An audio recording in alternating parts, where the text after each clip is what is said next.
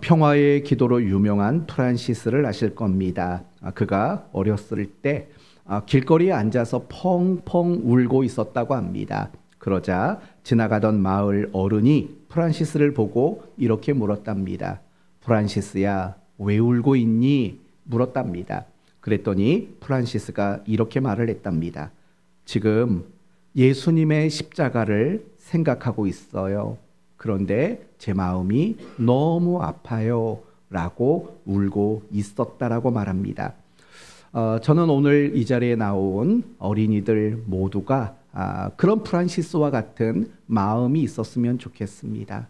예수님의 죽음을 생각하면 너무 마음이 아픈 그런 믿음의 어린이로 자라갈 수 있었으면 합니다.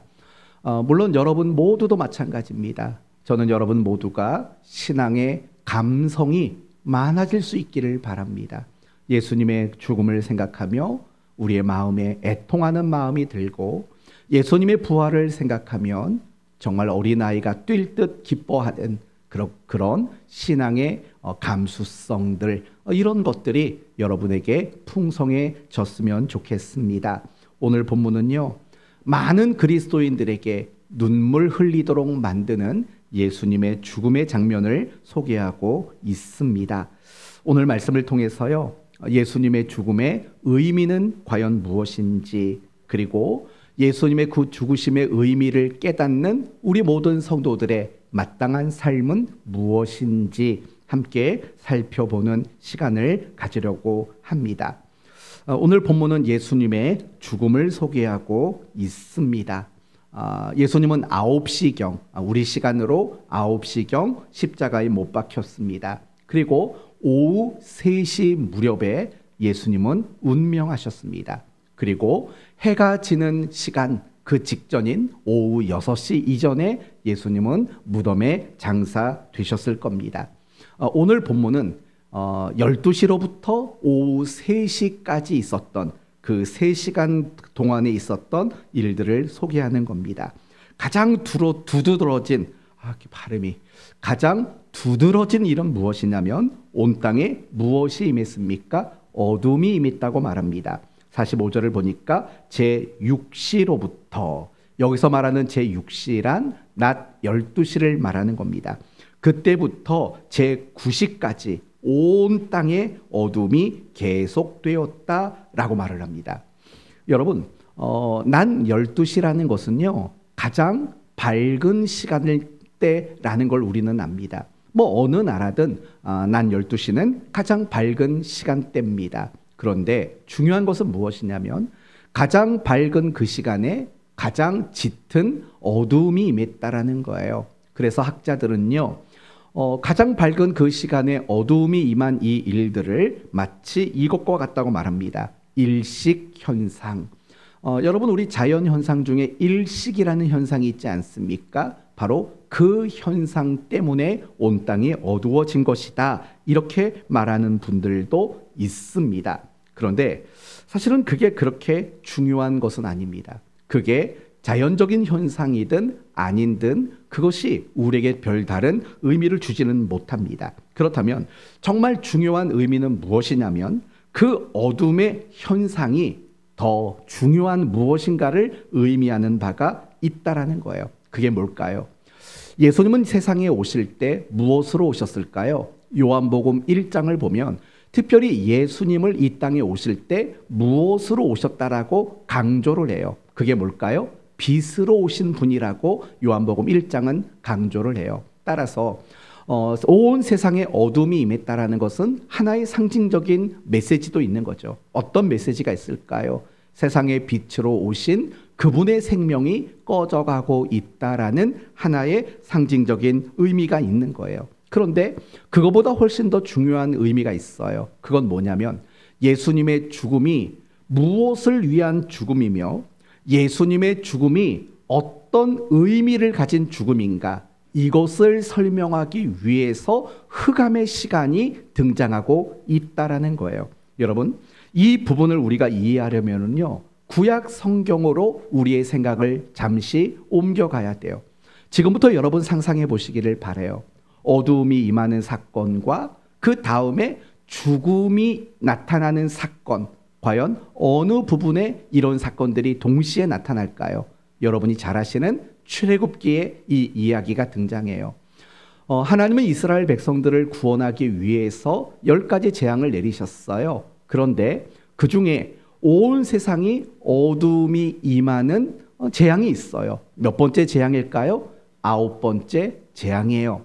흑암이라는 재앙이에요. 그리고 그 흑암의 재앙이 끝나고 10번째 재앙은 어떤 재앙이냐면 왕의 아들로부터 모든 비천한 자들의 맏아들이 죽는, 장자가 죽는 그런 죽음의 사건들이 연이어 나타나게 되는 거예요. 그러면 조금 더 축소된 장면으로 본다면요, 구약 성경에는 3일 동안 흑암이 임했어요. 그런데 오늘 본문을 보면 예수님이 죽으실 때까지 또 어둠이 임했어요. 그 어둠이 지나고 예수님의 죽음이 있었고, 그 흑암의 기간이 끝나고 많은 장자들의 죽음이 있었던 이 사건들은요, 대단히 밀접한 연관이 있다는 것을 우리에게 소개하고 있는 거예요. 그렇다면 애굽 땅에 임한 흑암과 애굽 땅에 임한 그런 장자의 죽음으로 일어난 결과는 뭘까요? 이스라엘 백성들이 애굽에서 해방받고 구원받는 것, 그리고 더 나아가서 이스라엘 백성이 하나님 백성으로서 불려지고 불러냄을 받고 선포받는 그런 의미로서 흑암과 장자의 재앙이 연결되어 있다는 것을 보게 되는 거예요. 따라서 예수님의 죽음과 연관해서 흑암이라는 재앙이 등장하는 것은 흑암이라는 사건이 등장하는 것은 바로 예수님의 죽음이 영적인 출애굽 사건을 의미하는 죽음이라는 것을 우리에게 보여주고 있다라는 거예요.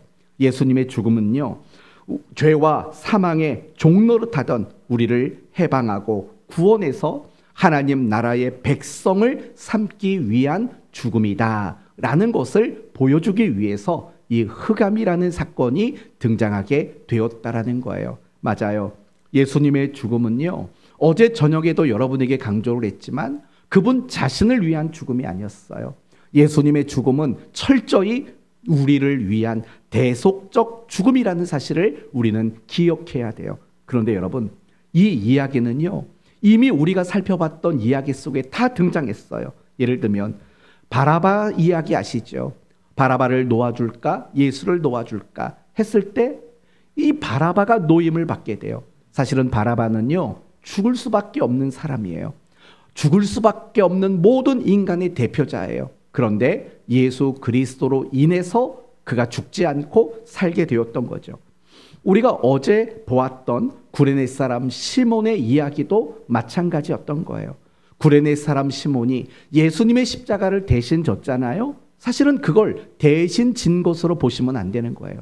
그 구레네 사람 시몬은 누구냐면요, 이 십자가를 마땅히 져야 하는 모든 인간을 대표하는 자로 구레네 사람 시몬이 등장하는 거예요. 여러분, 결국 그 십자가를 최종적으로 짊어진 분이 누굽니까? 바로 예수 그리스도이기 때문에 그래요.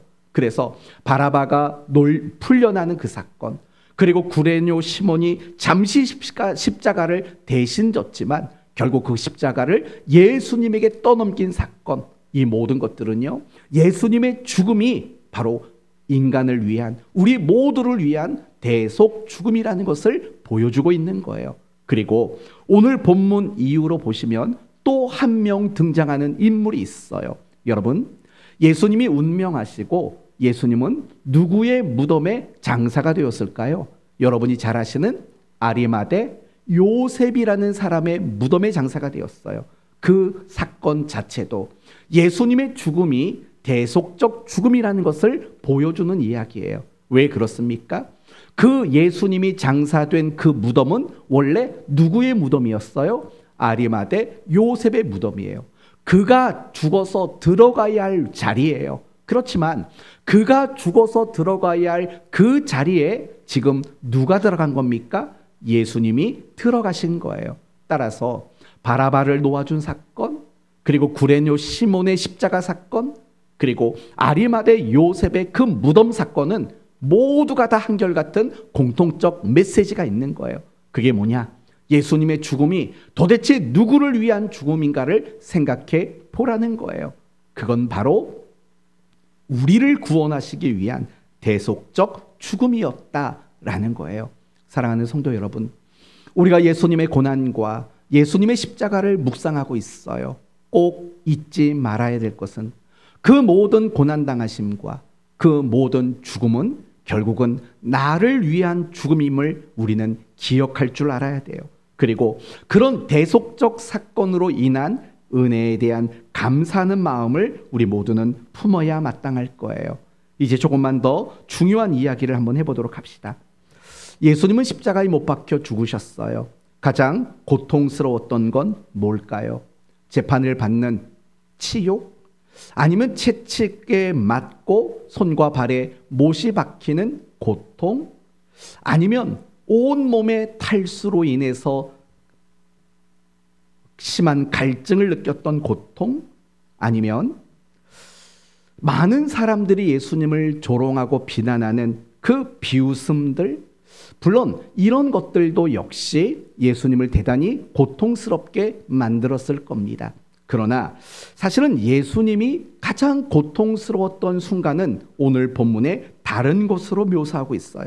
뭐라고 묘사하냐면 하나님이 내 자신을 버리신 것처럼 느껴지는 것, 하나님이 자기 자신을 외면하는 것처럼 느껴지는 하나님의 침묵이야말로 예수님이 가장 고통스러웠던 순간이라고 오늘 본문은 우리에게 말하고 있어요.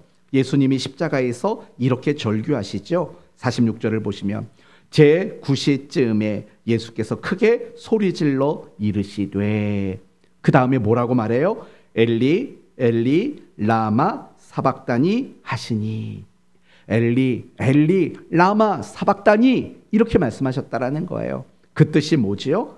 나의 하나님 나의 하나님 어찌하여 나를 버리셨나이까.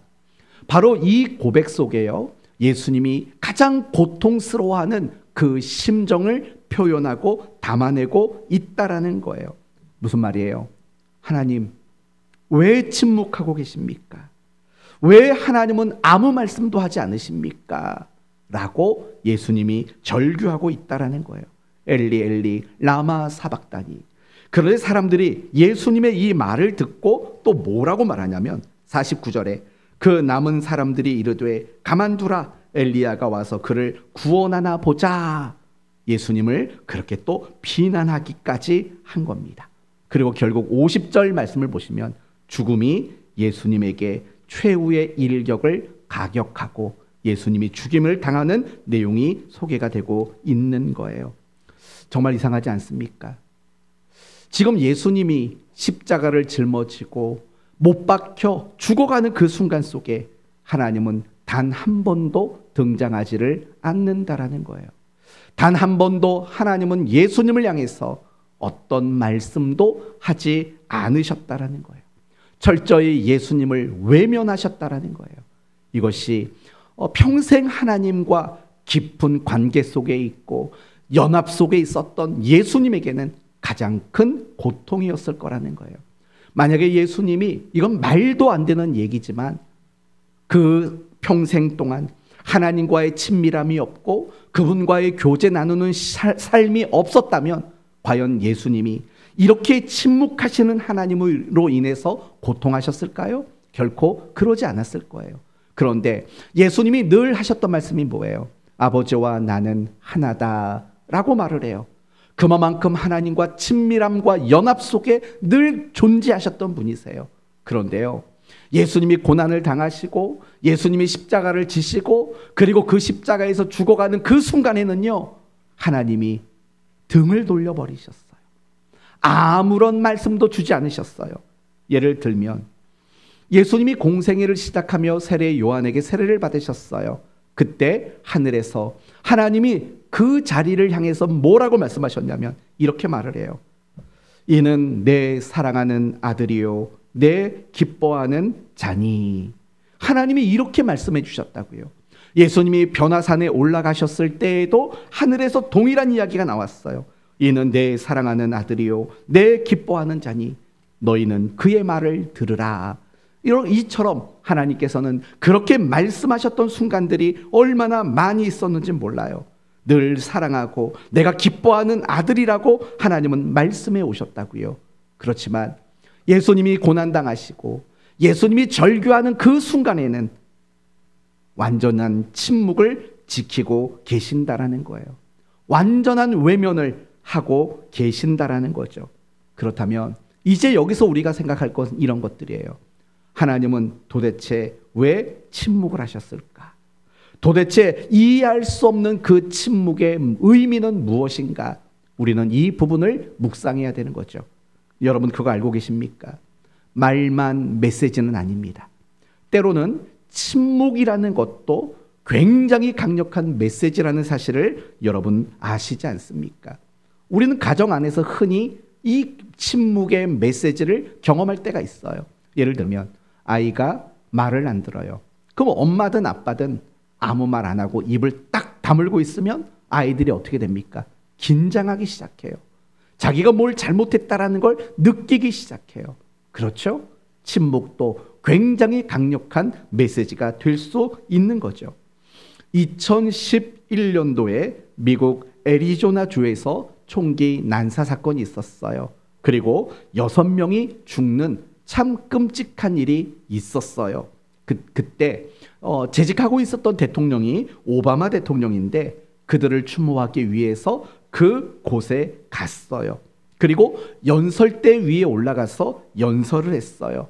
그러면서 그 연설이 그 오바마 대통령의 최고의 명연설로 손꼽히게 돼요. 어떤 내용이냐면 그 6명의 희생자 중에 8살 먹은 크리스티나라는 아이가 있었어요. 그 아이를 언급하면서 오바마 대통령이 이렇게 말을 했대요. 나는 우리 민주주의가 크리스티나 아이가 상상한 것 같이 좋았으면 합니다. 우리 모두는 아이들이 기대에 부응하는 나라를 만들기 위해 최선을 다해야 합니다. 이렇게 연설을 했어요. 그리고 나서요. 만들어야 합니다. 끝나고 51초 동안 오바마 대통령은 아무 말을 하지 않았대요. 벅차오르는 그 감정을 추스리고 단지 회중을 51초 동안 바라만 봤대요. 그게 오바마 대통령의 최고의 명연설로 손꼽혀요. 참 대단하지 않습니까?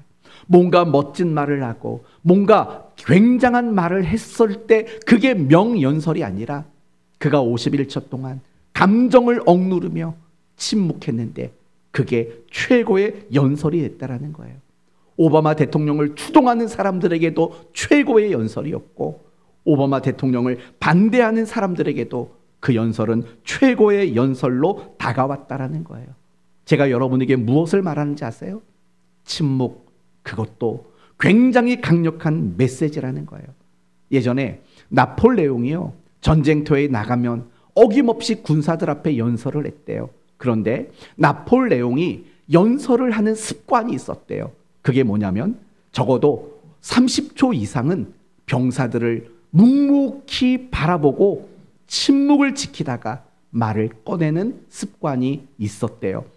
그렇게 하다 보면은요, 병사들이 군인들이 그의 말에 굉장한 집중력을 갖고 듣게 되었다라는 거예요.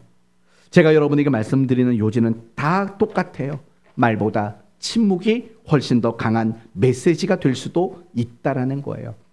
오늘 본문도 마찬가지예요. 하나님이 그렇게 기뻐하는 자라 내 사랑하는 아들이라 말씀해 놓으셨고 그런데도 불구하고 그런 하나님이 침묵하셨다면 그 침묵 속에서도 뭔가 굉장한 메시지가 담겨져 있다라는 거예요. 그렇다면 하나님의 그 침묵 속에 담겨 있는 하나님의 강력한 메시지는 도대체 무엇일까요? 그것은 한마디로 말하면 바로 사랑이라는 메시지가 그 속에 담겨져 있다라는 거예요.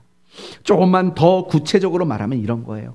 인간을 포기할 수 없는 하나님의 사랑이라는 메시지가 그 침묵 속에 담겨져 있다라는 거예요.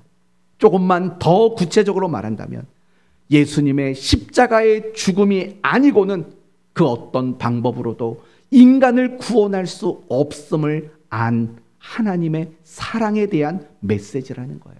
여러분, 예수님이 이렇게 절규했죠. 엘리 엘리 라마 사박다니, 나의 하나님 어찌하여 나를 버리셨습니까? 라고 했을 때 만약에요, 하나님이 아니다 아들아, 내가 너를 버리지 않았다라고 만약에 그 자리에 말씀했다면 어떤 일이 벌어졌을까요? 병사들은 벌벌벌 떨었을 거예요. 십자가에 못 박혀서 아직 살아있는 그 예수님을 내려놓을 수도 있겠죠. 어떻게든 간에 그 예수님을 살려내려고 했겠죠. 그러나 하나님은 침묵하신 거죠. 왜요? 그 아들을 죽도록 내버려 두시기 위해서 침묵하신 거죠. 자기가 그렇게 사랑하고 자신이 그렇게 기뻐하던 아들을 그냥 죽어가도록 내버려 두실 수밖에 없었던 거죠. 왜요? 우리를 구원하시려고, 우리를 모든 죄에서 용서하시기 위해서. 내 사랑하는 아들이요, 내 기뻐하는 자를 죽어가는 그 모습을 그저 바라보며 침묵할 수밖에 없었던 하나님이셨던 거죠. 그래서 예수님이 그렇게 절규하고 그렇게 간절히 탄식했지만 하나님이 침묵하셨다라는 것은 그 속에 우리를 향한 하나님의 사랑이라는 너무나도 강력한 메시지가 담겨 있다고 말할 수 있는 겁니다. 사랑하는 성도 여러분, 예수님의 그 외침, 그러나 하나님의 침묵, 그것은 우리를 향한 하나님의 사랑을 보여주고 있는 사건이라는 거예요. 여러분이 잘 아시는 로마서 5장에 이런 말이 나와요. 우리가 아직 죄인 되었을 때 그리스도께서 우리를 위하여 죽으심으로 하나님께서 우리에 대한 자신의 사랑을 뭐 하셨답니까? 확증하셨느니라 라고 말을 해요.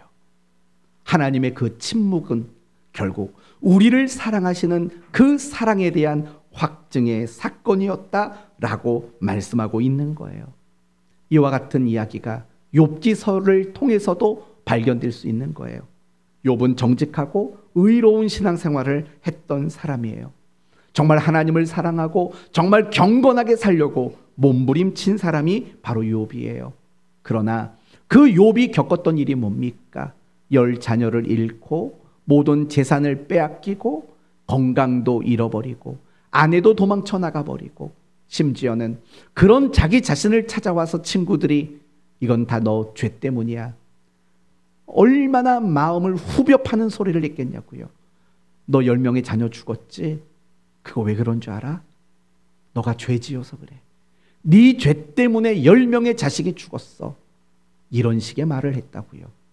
그런데 여러분, 욥기서 1장이 어떻게 시작한다고요?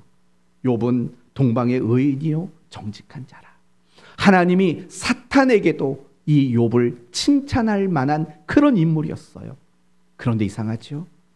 욥이 고난을 당하고 그 고난당하는 욥에게 와서 많은 친구들이 조롱하고 정죄하는 그 순간에도, 그리고 그런 논쟁이 오고 가는 수십 장에 걸친 장 속에서도 하나님은 단 한 번도 말씀하지 않으셨다라는 거예요. 이러한 하나님의 침묵은 결국은 욥을 향한 하나님의 깊은 사랑이 담겨져 있다라는 거예요. 우리가 신앙생활하면서 여러분 가장 힘들 때가 언제입니까? 어떤 어려움이 있을 때일까요? 물론 그때도 힘들고 괴롭죠. 그러나 우리가 가장 힘들 때는 언제냐면요, 아무리 기도해도 하나님이 답해주지 않을 때예요. 아무리 눈물을 흘리면서 하나님 앞에 울부짖어도 하나님은 아무것도 우리에게 반응해주지 않으실 때예요. 그럼 우리는 그런 생각 들죠. 하나님이 진짜 나와 함께하는 거 맞아요? 하나님 혹시 나를 버리셨나요? 아니, 하나님 존재 자체가 안 계신 건 아니에요? 이런 마음이 드는 순간들이 분명히 있어요. 하나님이 침묵하실 때 우리는 가장 괴로운 거예요. 그렇다면 그런 순간에 우리는 잊지 말아야 되는 게 있어요. 뭘 잊지 말아야 될까요? 그 순간도 하나님은 나를 사랑하는 것을 메시지 삼고 있는 순간이라는 그 확신을 우리는 한순간도 잊으면 안 된다라는 거예요. 나를 포기할 수 없어서 하나님은 입을 다물고 계시는 거예요. 나를 너무 사랑하시기 때문에 나에게 아무 말씀도 할 수 없으신 거예요. 도무지 하나님이 침묵하시고 하나님이 나를 등지신 것 같고 하나님이 나를 외면하시는 것 같은 그 순간에도 나를 향한 하나님의 그 사랑을 확신하고 나를 향한 그 하나님의 사랑을 온전히 믿는 그 믿음만이 우리가 가져야 하는 유일한 자세일 수밖에 없다라는 거예요. 물론 우리는 침묵하시는 그 하나님을 이해할 수가 없어요. 그러나 우리가 이해할 수 없는 것은 너무 당연하다는 사실을 잊지 마셔야 돼요. 왜요? 하나님과 우리는 그 존재 자체가 다르기 때문에 그래요. 하나님은 창조주세요. 우리는 그분에게 지음을 받은 피조물들이에요. 그런데 어떻게 피조물이 창조주의 그 깊이를 이해할 수 있겠습니까? 우리는 하나님을 이해할 수 없어요. 어쩌면 제가 여러분에게 하나님의 침묵, 하나님의 외면도 우리를 포기할 수 없는 사랑이라고 말하는 것, 이것조차도 어쩌면 여러분은 여전히 이해가 되지 않을 수도 있어요. 이해가 안 되는 게 맞을 거예요. 그래서 여러분에게 당부를 하는 거죠. 그 순간 우리에게 필요한 것은 지혜도 아니고 이해력도 아닌 거예요. 오로지 아무것도 이해가 되지는 않지만 나를 향한 하나님의 사랑을 확신하는 그 자세가 우리에게는 가장 중요하고 가장 필요한 자세라는 거예요. 그거 알고 계세요? 하나님이 우리의 삶에 무슨 일을 하시든 간에 그건 다 우리를 사랑하시기 때문에 그래요. 이걸 우리가 깨달을 수만 있다면 얼마나 좋을까라는 생각이 들어요. 때론 우리는 몸이 아파요. 때로는 우리는요, 어떤 너무 힘겨운 순간들을 만날 때가 있어요. 어떨 때 우리는요, 너무 억울할 때가 있어요. 그런데 그런 일을 겪게 하시는 하나님의 이유와 하나님의 본심은 항상 사랑이라는 거예요. 어떤 면에서 신앙생활이란 전 그렇게 생각이 들어요. 내가 지금 이해할 수 없는 하나님의 사랑이라고 말하는 그것을 내가 조금씩 이해해가고 내가 조금씩 알아가게 되는 것, 그게 신앙생활 아닐까요? 여러분이 조금 더 젊었을 때 여러분은 부모님을 이해하지 못했을 거예요. 부모님이 앉았다 일어날 때마다 무릎 붙잡고 일어나는 거 이해되셨었나요? 아이고 아이고 하는 소리 이해가 되셨나요? 이해가 안 됐다고요. 근데요, 어느 순간 그때 부모님이 아이고 허리 짚고 일어나는 그 소리가 이거였구나 라고 이해가 되는 순간들이 있지 않았을까요? 여러분이 여러분의 자식들에게 뭔가를 말할 때 문득 수십 년 전 내 부모가 나에게 했던, 내가 이해할 수 없었던 그 말이 나도 모르게 이해가 되는 순간들이 오곤 하지 않나요? 그런다고요. 마찬가지라고 저는 생각이 들어요. 지금은 온통 하나님이 이해가 되지 않는 것 투성이에요. 저도 정말 새벽마다 기도할 때 그래요. 하나님, 우리 교회 19년 됐어요. 근데 아직도 이래요. 이해가 안 돼요, 하나님. 그러면서 뭐라고 기도하는 줄 아세요? 어차피 대답 안 해줄 거죠? 어차피 대답 안 해주실 거죠? 그럼 저는 또 그랬어요. 그래도 또 물어볼 거예요. 사실은 이 신앙이라는 건 뭔가 종교적 냄새가 강하게 나는 게 신앙생활이 아닌 것 같아요. 부모의 그 행동이, 부모의 그 말이 이해가 되어 가듯이 우리의 신앙도 내가 이해할 수 없는 그 하나님의 일하심들이 어느 순간에 나도 모르게 그래서 그랬구나, 하나님이 그러셔서 그런 일을 하셨구나 라고 하나씩 둘씩 이해가 되는 거, 그게 신앙생활 아닌가 라는 생각이 참 많이 들어요.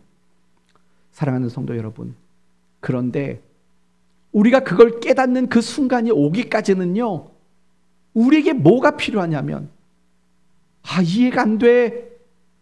그래도 믿어야지. 정말 이해가 안 돼. 그래도 하나님이 그렇게 말씀하셨으니까 그렇겠지. 라는 그 하나님의 사랑에 대한, 약속에 대한 그 확신, 그 신뢰, 우리가 그걸 붙잡는 거죠. 저는 그게 영적인 싸움이라고 생각이 들어요.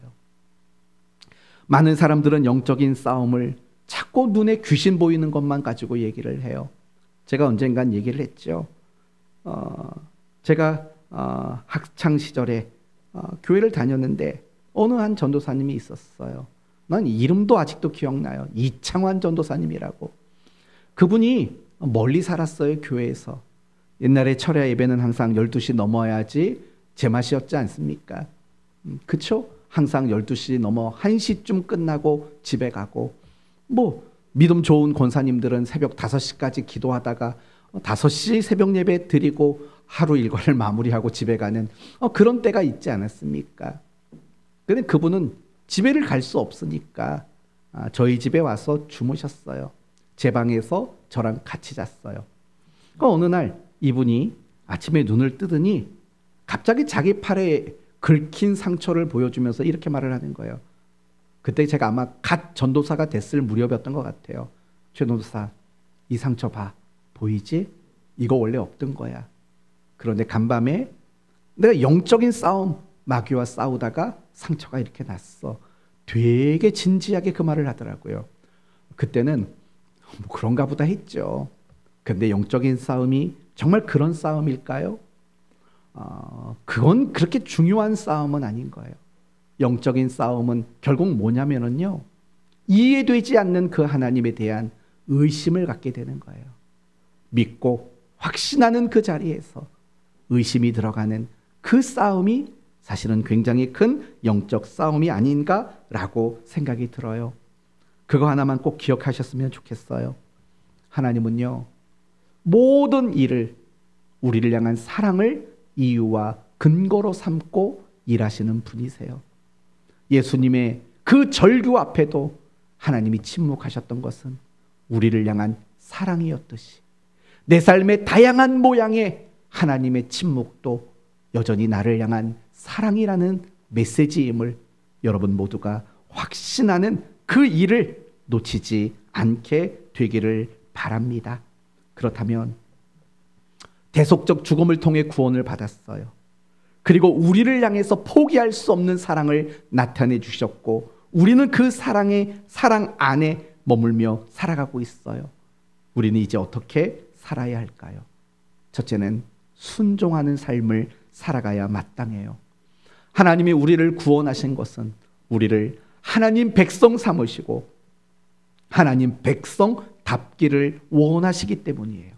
그러면 하나님 백성다움이란 뭘까요? 그들을 애굽에서 건져내시고 하나님이 첫 번째 목적지로 삼은 곳이 어디입니까? 가나안 땅이 아닙니다. 바로 시내산이었어요.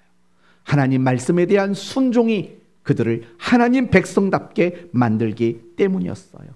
그러므로 대속적 죽음으로 구원받은 우리, 그리고 정말 우리를 포기할 수 없는 그 사랑을 받은 우리, 늘 순종을 나타내야 마땅한 거예요. 그리고 우리에게도 침묵이라는 것이 필요해요. 이해할 수 없는 순간, 고통과 절망의 순간에 원망과 불평이 아니라 그 순간에 침묵할 수 있는 지혜가 필요한 거죠. 그리고 마지막으로 견디는 것이 필요한 거예요. 견디는 것. 오늘 예수님을 보세요. 하나님이 침묵하고 있지만 예수님은 끝까지 견디셨어요. 못해 먹겠다고 말하지 않았어요.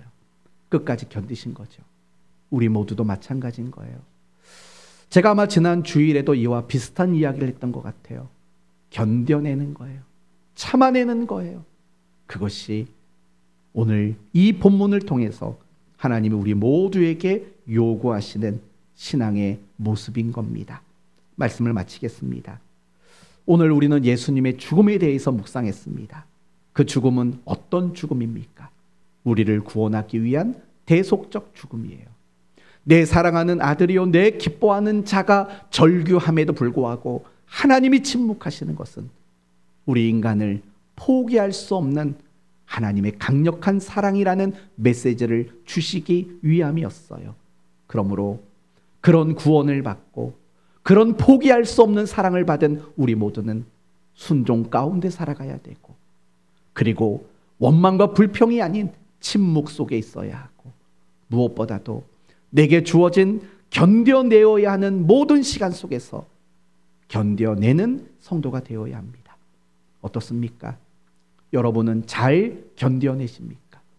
못해 먹겠다고 마음 먹는 일들은 없으십니까? 그러지 마시고 여러분을 위해 십자가의 고난과 죽음까지 견디신 그분을 바라보며 여러분도 잘 견딜 수 있게 되기를 예수 그리스도의 이름으로 축원드립니다. 아멘.